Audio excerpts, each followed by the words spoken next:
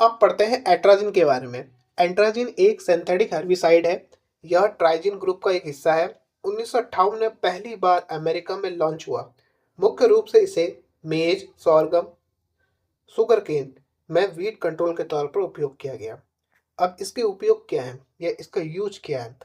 Atrazine को छिड़काव के बाद या जब स्प्रे करते हैं हम एट्राजिन का, तो वीट की जड़ें और वीट की लीफ द्वारा उसे अवशोषित कर लिया जाता है और यह प्लांट में फोटोसिंथेसिस 2 को ब्लॉक कर देता है।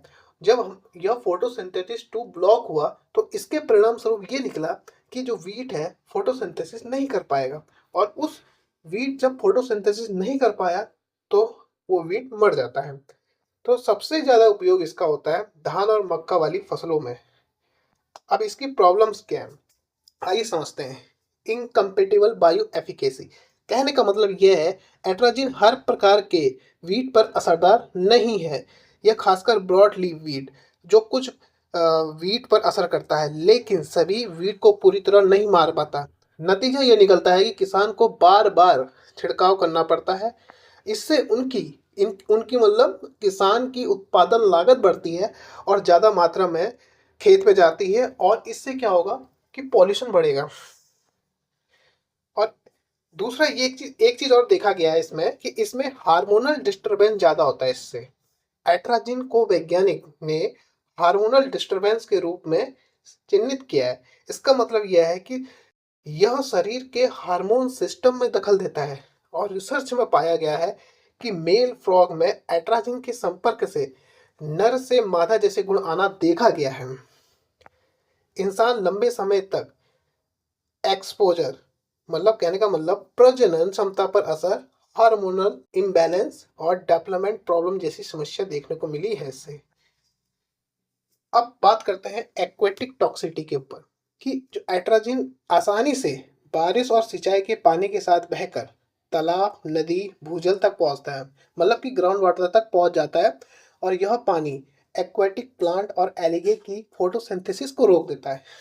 नतीजा ये निकलता है कि एक्वेटिक इकोसिस्टम इम्बैलेंस हो जाता है और मछलियाँ और अन्य एक्वेटिक ऑर्गेनिज्म के लिए जहरीला साबित होता है, और कई जगहों पर भूजल से एट्राजिन की उच्च मात्रा पाई जाती है।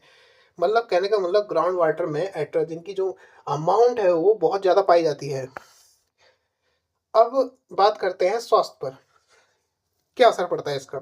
लंबे समय तक एट्राजिन के संपर्क से पहली चीज हार्मोनल इम्बैलेंस है, जो रिप्रोडक्शन जो होते हैं हमारे और प्रजनन की जो क्षमता है उसमें कमी आती है, और कुछ अध्ययनों में कैंसर का खतरा, ब्लैडर ब्रेस्ट कैंसर, ये देखा गया है।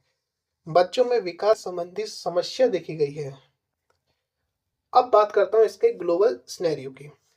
यूरोपियन संघ मतलब यूरोपियन यूनियन एट्राजिन को 2004 में बैन कर दिया गया क्योंकि ये ग्राउंड वाटर को पॉल्यूट कर रहा था। और यूएसए, अब बात करते हैं यूएसए की, अभी भी लिमिटेड रूप में उपयोग किया जाता है, लेकिन अभी भी वहाँ भारी विवाद है इस पर। अब बात करते हैं भारत की। अभी भी इसका व्यापक उपयोग हो रहा है, खासकर गन्ना और मक्का जैसे क्षेत्र में। तो कॉन्क्लूजन हम इस सब का निकालते हैं तो क्या निकला, एट्राजिन एक सस्ता और असरदार हर्बिसाइड है। यह वीट को पूरी तरह नहीं मारता, स्वास्थ्य और पर्यावरण पर एक गंभीर खतरा है। यही कारण है कि कई देशों ने इसे बैन या प्रतिबंधित कर दिया है। आगे की राह किसानों के लिए सुरक्षित विकल्प जैसे बायो पेस्टिसाइड, इंटीग्रेटेड